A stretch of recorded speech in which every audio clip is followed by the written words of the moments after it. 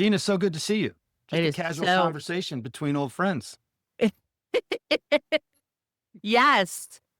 Conversation between old friends who haven't podcasted in a while and are trying to remember how to do it. Um, from old friends to new choice. Um, like I did that. That's improv right there. I'm not That formally trained, but that was amazing. um, Impressive. we have not connected in quite some time. And then just a few weeks ago, I don't know if you sent me a LinkedIn message or I sent you a LinkedIn message or I liked the post that announced this new book, but we've been so disconnected that I did not know that you had a book coming out until you already did. We just spoke briefly. I remember I was in the car, and you laid out what this book was, how it came to be, and how it relays a bunch of personal stories that relate to leadership, that relate to selling in some ways, but also tie very closely to improv, which is perfect because that's so much of who you are. Let's start there. How did this book and this project come about? Well, number one, it's been the bucket list item. You and I have talked about this a few times Mhm. of like, write the book, write the book, write the book. Every time I have a speaking engagement, someone's like, do you have a book? And I've been writing the book for like 10 years. And then everything gets in the way because it seems like such a heavy lift. I started one book and I started going through the process, and it was called Improvised Intelligence. It's on the shelf right now, but it started to get too heavy, figuratively. And I said to my publisher, I want to go and write something that has personal stories in it and link it to improv, because my entire life has been very improvised. All of my decisions and choices have been based on being so wired to improvise. I want to tell those stories, show people how they have the capability to get through overthinking and doubt through improv, because to me it's very second nature, and I had to figure out how to unpack that and explain it to people. The best way I can do it is through personal stories. Those personal stories, improv, and then I wanted to give it more meat and credibility with research and neuroscience, because improv always suffers a bad rap of like, what's improv really going to do? I'm fascinated by the science behind it.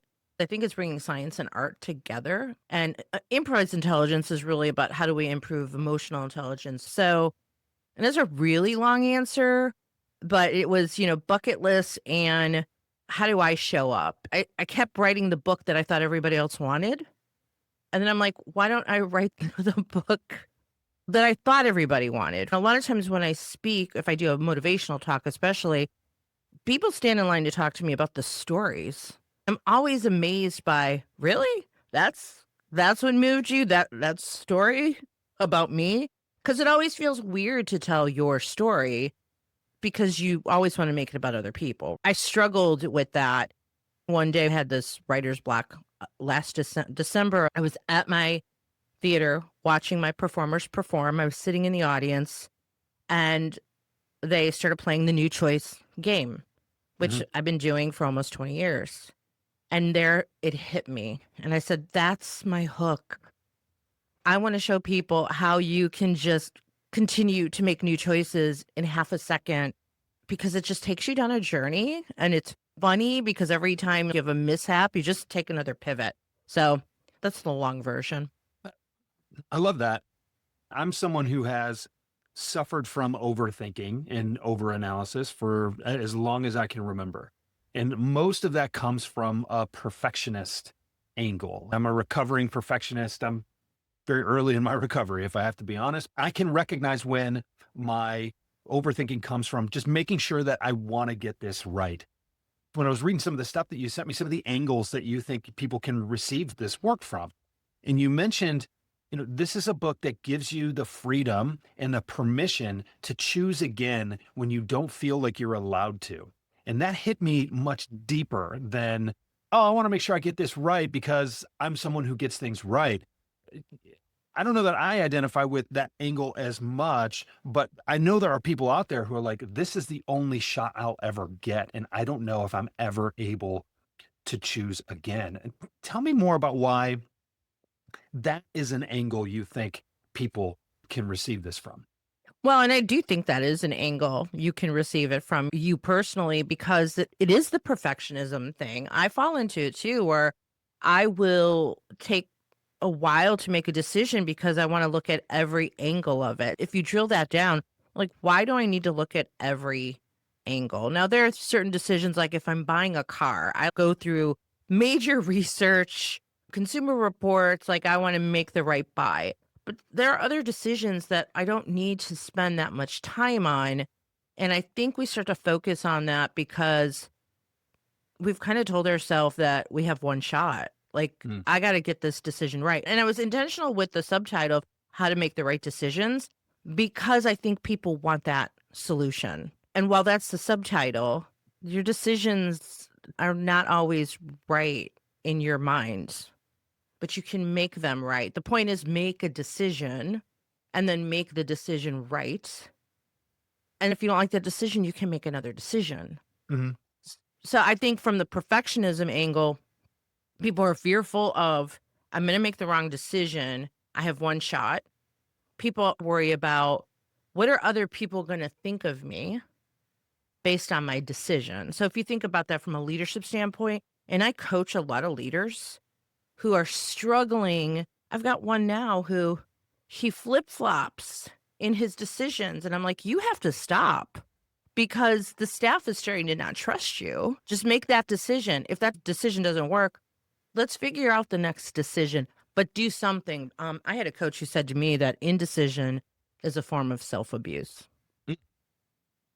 Let that one sink in. Well, I want to tie that to something you said a couple of minutes ago, your personal stories and the ways that things resonate. And also, you said you wanted to write the book that people wanted to read, not the book that you felt you needed to get out. We'll get to that in a minute.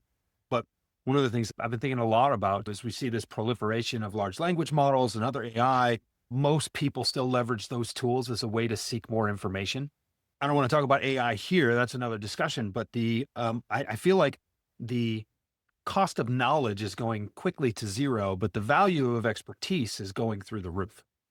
What really stuck with me when you first told me about how you laid this whole thing out, you said, this book is a journey of many of the major decisions I've made through my life. Some of them have worked well, some of them not so much.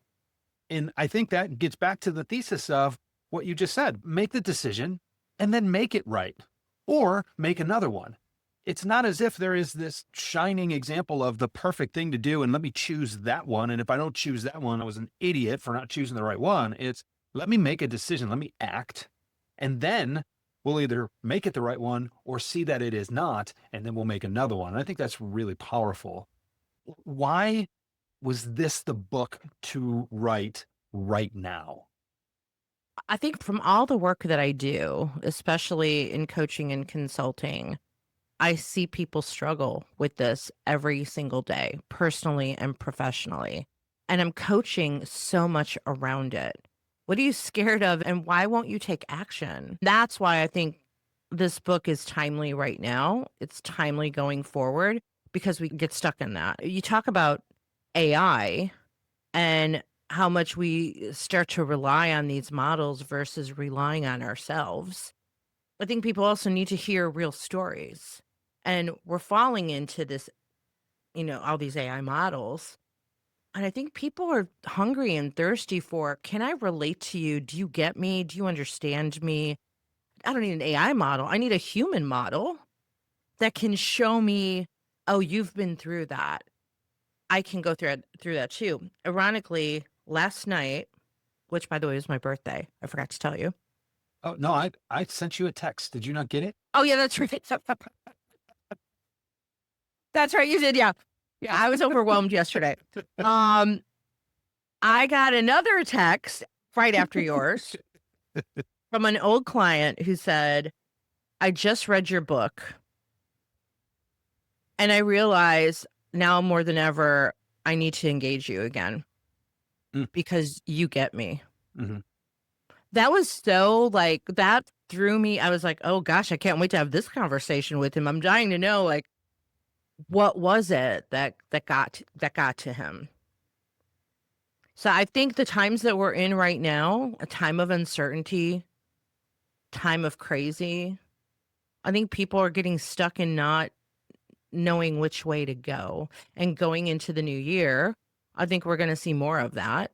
Yeah. And you have to be able to trust yourself to have action or to take action. I think that's a really powerful through line is trust in, and when you feel like there are fewer things around you to be able to trust, you need something to be able to trust. And if you can't trust yourself, then all of a sudden you can trust nothing, right? And if Right. 2025 was anything, objectively, it was uncertain. I don't think anybody could say that there was certainty with anything. No. And so when everything is not falling apart, but certainly unsteady around you, what at the end of the day can you lean on? And can you at least lean on yourself? For people who,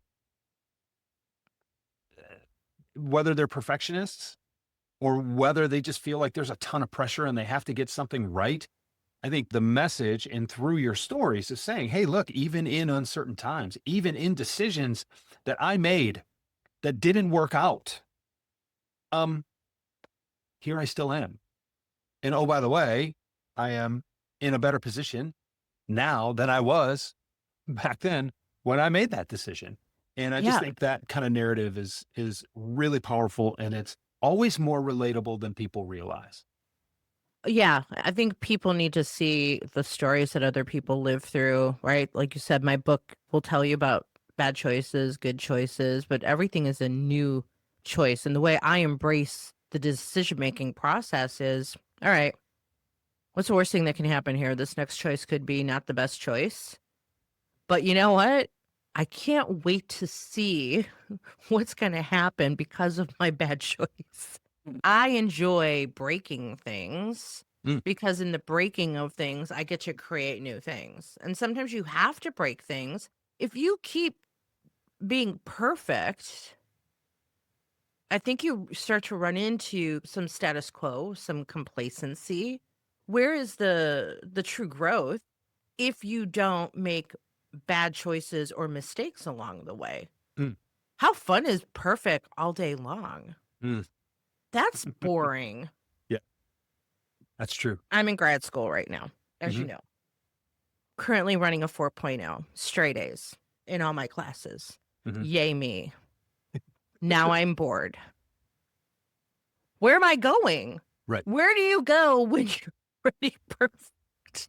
It's funny because my daughter's in the 11th grade and she's got a near perfect GPA. She's an honor student. She doesn't have 4.0, but she's wondering if she's doing enough and all these things. And I said, sweetheart, no one has ever asked me what my high school GPA was. No one has ever asked me what my college GPA was. As a matter of fact, I don't know how many people have actually done a background check to see, and my diploma is real, but I don't know if anybody's even asked me if it is, right? Like it's one of those things where, like, all of these things that are so important in the moment, in the grand scheme of things, uh, people don't ask about them the way that you would think that they will. What is important is that you go through it. What is important is not that you will be asked what your GPA is. What is important is that you earn the GPA that you get wherever it is, right? Right. Because it's about accomplishing the tasks that are set in front of you and the belief that comes along with, hey, this was a hard thing. I did it.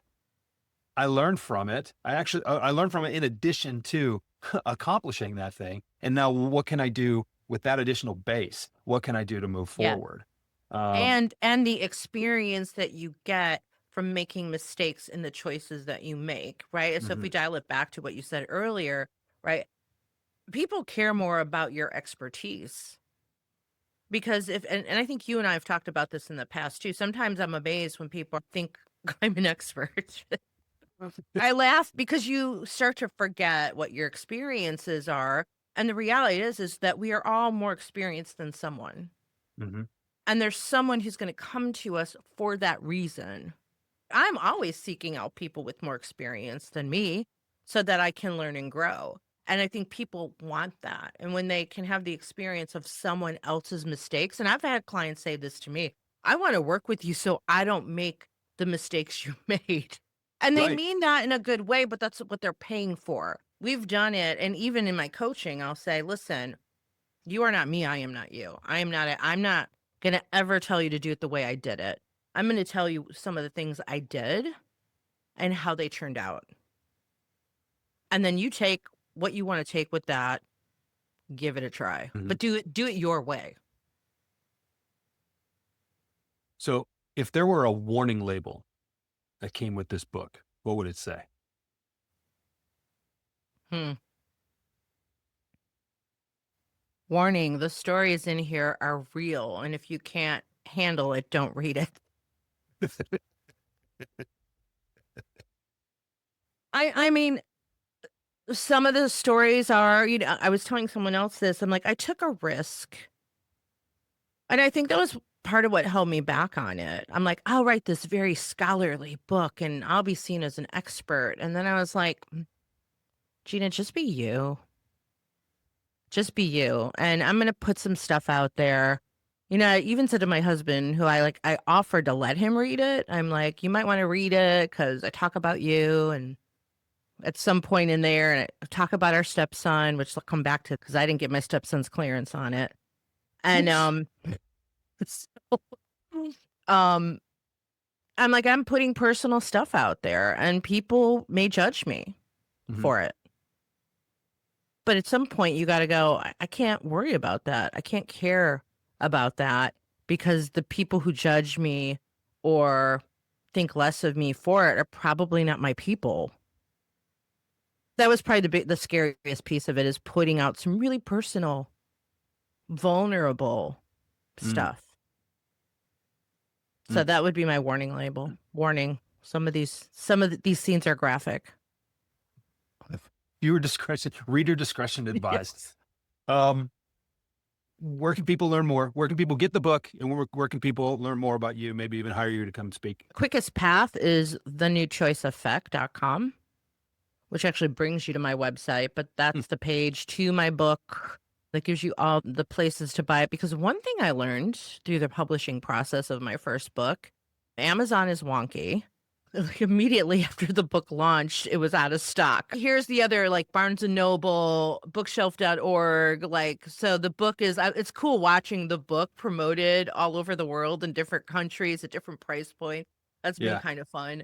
But I put all of that on that page so you can decide how you want cool. to access the book. And you'll find me there as well, thenewchoiceeffect.com. Awesome. Gina, great catching up with you. Thanks for sitting down for a little bit. Thank you. You're awesome.